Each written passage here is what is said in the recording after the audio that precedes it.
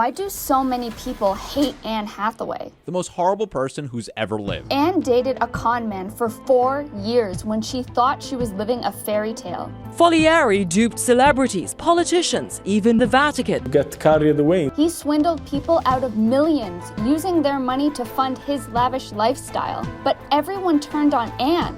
It was tough. The FBI investigated her, the media accused her of ignoring the warning signs, and the I hate Anne Hathaway trend soon swept the world. But did Anne know more than she let on? I have a boyfriend. How's that going?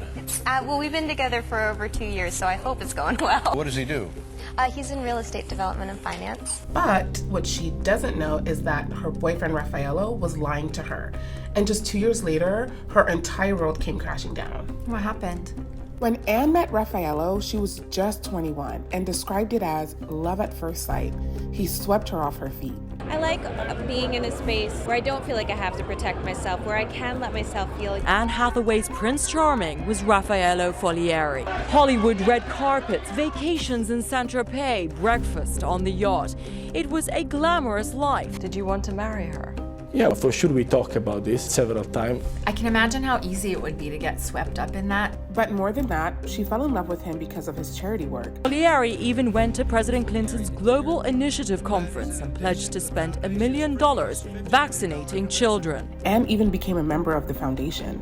But 4 years into their relationship, Anne received a call that would change her life forever.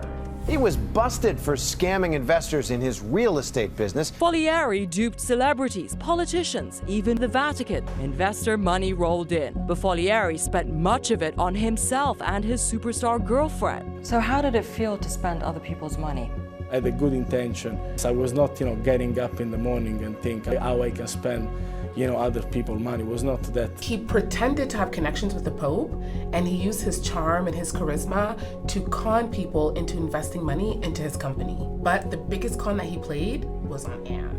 How much do you think she knew about what was going on? I don't think she knew anything because we didn't have a business conversation. Anne was devastated. The person who was supposed to love her had been lying the whole time, saying, "I was a wreck from start to finish. I hate talking about the breakup because I don't want it to define me." But there were a lot of lingering trust issues. I guess she trusted him, but at the same time, how could you not realize something is going on? If you love somebody, you're not thinking the worst of them. It was hard for her to be alone. W Magazine wrote, Hathaway once said, her greatest fear is loneliness. Growing up, happiness, it just seemed like it could never happen to me. That's not what people saw. The media was all over it, speculating that she was in on the scam. Donald Trump even weighed in on the scandal. So when he had plenty of money, she liked him, but then after that, not as good, right? I mean, is it possible that she was in on it?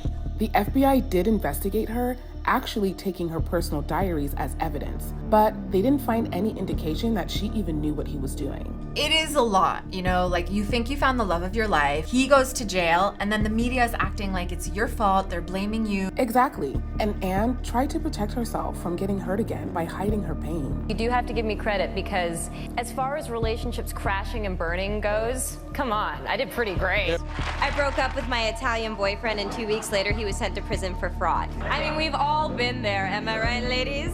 Seeing her try to pretend that everything is fine when it's very clear that it's not. She did open up a little bit about her pain, and this is what she told Mary Claire. When you feel like a lot of things are out of your control, there's a certain power in being able to say, "Ha, I'm laughing at it first," until you're ready to deal with the pain head on. But Anne's pain became public when one night she was promoting Les Mis and her dad got into a confrontation on the red carpet.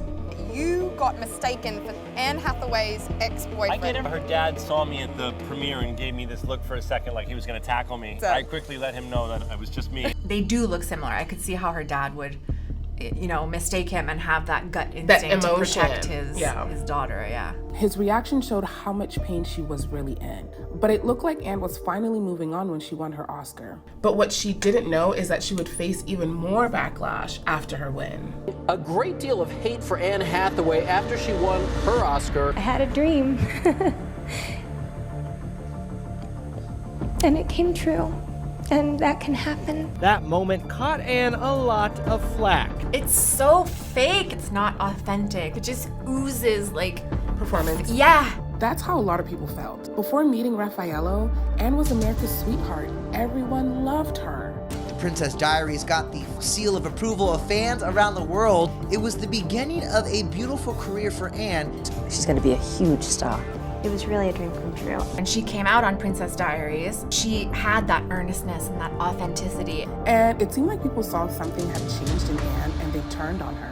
Starting an I Hate Anne Hathaway trend. And then the story came up. The title of it was, Why Does Everybody Hate Anne Hathaway? People love to talk about Anne Hathaway. Anne Hathaway, the most horrible person who's ever lived. She's annoyingly peppy, earthy, accused of being arrogant, self-absorbed, snobbish, fake, phony, and way too smiley. But the weird thing was that no one really had a good reason why they hated Anne. She is so stupidly sick. I'm an actor. You want to vomit? It feels like she had to present herself a certain way and like is showing us what she thinks she should be. But what no one knew was that the most hate that Anne got was from herself. I disliked myself so intensely. I didn't know how to love myself, which meant I didn't know how to love anybody. Anne realized that she had been hiding her true self because she didn't love herself. And I was like, okay, I don't want to believe these people. I want to figure out who I am. So I just took a step back. It was tough, but just like anything, you grow from it. I treated myself so badly for so many years. Why on earth would I expect anyone else to do any differently?